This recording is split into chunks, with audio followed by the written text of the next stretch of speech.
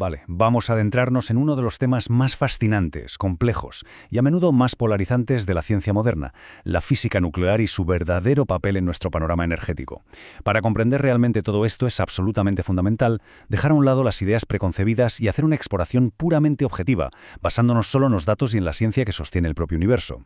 Esa es la gran pregunta, ¿verdad? ¿Es la energía nuclear un auténtico milagro tecnológico capaz de salvar el planeta? ¿O es un cataclismo inminente esperando a ocurrir? Cuando se menciona la palabra nuclear, es inevitable pensar en radiación, en desastres a gran escala. Pero para responder a esta pregunta con rigor, tenemos que ir mucho más allá del sensacionalismo. Necesitamos mirar directamente a los datos empíricos y ver cómo funcionan realmente estas tecnologías. Vale, vamos a meternos de lleno en esto. El recorrido nos va a llevar desde las matemáticas más subatómicas hasta la economía energética mundial. Primero veremos el poder del átomo. Después pasaremos a comprendiendo la radiactividad. En tercer lugar, analizaremos la generación, beneficios y riesgos a escala humana. Y por último, exploraremos el futuro energético. Empezamos con la primera sección, el poder del átomo, explorando las fuerzas y ecuaciones subatómicas que impulsan el universo. Y es que, para entender el impacto global de una central nuclear, primero hay que mirar a lo más microscópico.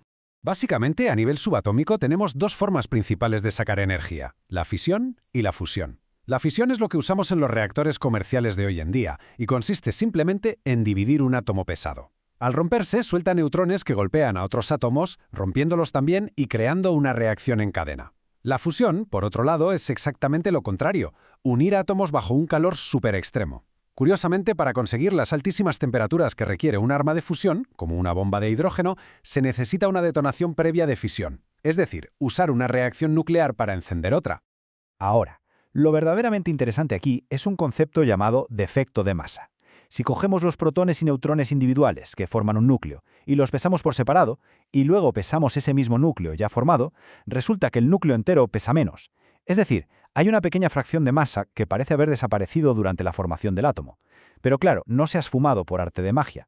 Esa masa se ha transformado siguiendo la ecuación más famosa de la historia, E igual a mc². Esa masa faltante se convierte en una inmensa energía de enlace. Pensemos que los protones tienen carga positiva y por tanto se repelen eléctricamente con una violencia tremenda. Para mantenerlos pegados en el núcleo, hace falta una fuerza nuclear increíblemente poderosa. Cuando logramos romper ese enlace con la fisión, toda esa energía inmensa que estaba almacenada se libera de golpe. Y para poner en perspectiva la densidad brutal de esta energía, basta con mirar este número. Un pequeño trocito de uranio 235, más o menos del tamaño de una pastilla, nos da la misma cantidad de energía que quemar una tonelada entera de carbón. Hablamos de una densidad decenas de miles de veces superior a cualquier combustible químico normal. Es, literalmente, una cantidad de poder asombrosa metida en un espacio minúsculo. Pasamos a la sección 2, comprendiendo la radiactividad. Cómo los átomos inestables buscan estabilidad liberando energía. Porque cuando los átomos son demasiado grandes, esa fuerza nuclear no da abasto para mantenerlos estables y empiezan a decaer. Entonces, cuando el átomo busca esa estabilidad, emite radiación. Y tenemos tres tipos, de menos a más peligrosa. Primero está la radiación alfa, que expulsa 2 protones y 2 neutrones juntos. Es tan débil que la frena una simple hoja de papel. Luego está la radiación beta, que son partículas que atraviesan el papel pero se detienen con una placa de aluminio. Y finalmente, la radiación gamma. Esto ya son rayos de alta energía. Atraviesan metales pesados, incluso el plomo. Pueden alterar el ADN causando cáncer y son extremadamente peligrosos. Pero, ojo, que esto no ocurre de forma aleatoria. Sigue unas reglas matemáticas súper estrictas. Aquí es donde entra el periodo de semidesintegración o vida media. Es ni más ni menos que el tiempo matemático exacto que tiene que pasar para que la mitad de una muestra radiactiva decaiga y se vuelva estable. Y este ritmo sigue una curva exponencial absolutamente predecible. Es tan sumamente predecible que lo podemos resumir en estas variables. La n son los núcleos que quedan, n0 los iniciales, lambda es la probabilidad de desintegración y a es la actividad medida en becquerels. Entender esta física es crucial, básicamente porque nos dice exactamente cuántos miles de años van a seguir siendo un peligro esos residuos radiactivos. Lo que nos lleva a la sección 3, generación, beneficios y riesgos. Aprovechando la desintegración atómica para la industria humana y navegando por sus consecuencias. Vamos a ver cómo se controla todo esto a escala humana en una central eléctrica. Es súper curioso pensar que, con toda esa física cuántica complejísima de la que hablábamos, la parte mecánica de la planta es sorprendentemente tradicional. Funciona así. La fisión calienta un montón de agua. Ese calor genera un vapor intenso. La presión del vapor hace girar una turbina gigantesca, y el movimiento mecánico de esa turbina crea la electricidad. Así de simple. Y para que la cosa no se descontrole, usan un refrigerante especial de ácido bórico y unas barras de control que absorben los neutrones, actuando como un freno de mano para parar la reacción cuando haga falta. Así que el punto crucial es este. Tenemos que sopesar los pros y los contras de forma objetiva. Las ventajas medioambientales son brutales. 0 emisiones de CO2, una densidad energética que no tiene rival y energía base súper fiable y constante. Pero claro, los problemas pesan muchísimo. Tenemos residuos que siguen siendo peligrosos durante 100.000 años, unos costes de construcción que se han disparado un 33%, lo que hace que dependan mucho de las ayudas del Estado, y el evidente riesgo de una catástrofe ambiental inmensa. Ahora bien, si miramos puramente la estadística, los números son clarísimos. La energía hidroeléctrica tiene 885 muertes por cada teravatio hora debido a roturas de presas en el pasado. El carbón causa casi 25 muertes, sobre todo por la contaminación del aire. La nuclear, en cambio, tiene un 0.03. Así que, aunque haya mucho miedo generalizado, los estrictos protocolos de diseño hacen que sea estadísticamente muchísimo menos letal que quemar combustibles fósiles. Pero claro, hablar solo de muertes directas no nos cuenta toda la película.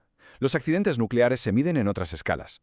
En Chernóbil hubo 78 muertes directas iniciales, sí, pero 2.600 kilómetros cuadrados quedaron totalmente inhabitables. En Fukushima solo hubo una muerte directa por radiación, pero obligó a evacuar a 150.000 personas de inmediato y expuso a millones a niveles inusuales de radiación. Y en Windscale, una fuga provocó unas 240 muertes indirectas con el tiempo. El peaje humano inmediato puede ser bajo, pero el daño ecológico y de salud a largo plazo tras un fallo grave es monumental. Y llegamos a la sección final, el futuro energético, evolución tecnológica y el cambio de paradigma del consumo global. Vamos a ver cómo la ingeniería moderna está intentando solucionar los grandes problemas del pasado. Y esto ilustra de manera brillante por dónde van los tiros de la innovación. Se están creando tecnologías para evitar esos riesgos de fusión y lidiar con los residuos. Tenemos reactores de sales fundidas que mezclan el combustible directamente con el refrigerante a mucha menos presión e incluso usan torio. También se investiga el reciclaje de desechos, usando electricidad para sacar material útil de las cápsulas viejas.